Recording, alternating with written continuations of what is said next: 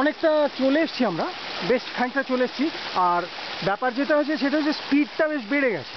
তার কারণ আজকে অ্যাকচুয়ালি আমরা নামছি এই 0 পয়েন্ট থেকে।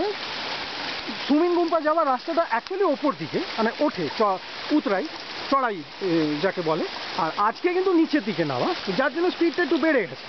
তা আমাদের গ্রুপটা তো দেখাই যাচ্ছে, আমরা সবাই মিলে রওনা দিয়েছি।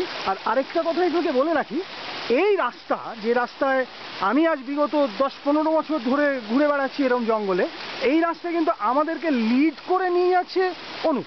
ইয়েস, ও নিয়ে যাচ্ছে এবং ও একটা কমেন্ট্রি করছে। সেই কমেন্ট্রিটা আমাদের খুব সুবিধে হচ্ছে, যেহেতু আগে আগে যাচ্ছে। ও বলতে বলতে যাচ্ছে যে আমরা পাটা কিভাবে ফেলবো, কোন পাথরে শ্যাওলা আছে, কোন পাথরে কি আছে, সেগুলো বলতে বলতে যাচ্ছে। আর আমরা ওকে অন্ধের মতো ফলো করতে করতে যাচ্ছি, যার জন্য আমরা এখনও কেউ পড়ে যায়নি, কারোর কোনো আঘাত লাগেনি, কিচ্ছু হয়নি। চারপাশটা ঘুরে একটু দেখিয়ে দিচ্ছি আপনাদের ব্যাপারটা। দেখুন একটা জলপ্রপাত আসছে ওখান থেকে,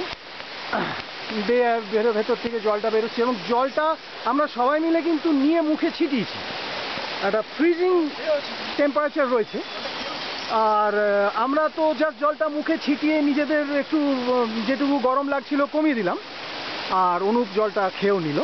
আর যথারীতি সে জলে খেয়েও কিছু হবে না, আর কারোরই কিছু হবে না, কারণ এটা কিন্তু একদম পিওর মিনারেল ওয়াটার। জলের উৎস যেখান থেকে, আমরা উৎসটা তো দেখাতে পারছি না, একেবারে উপরে যতদূর ক্যামেরার লেন্স যাচ্ছে সবটাই শুধু জঙ্গল। ওই ফাঁক থেকে আমার আঙুলের সোজাসুজি যেটা দেখা যাচ্ছে ওইখান থেকে ওই জলটা বেরোচ্ছে, বেরিয়ে এই নিচে নেমে চলে যাচ্ছে। আমরা যদি এইভাবে ঘোরাই, এই হচ্ছে এখানকার উৎস।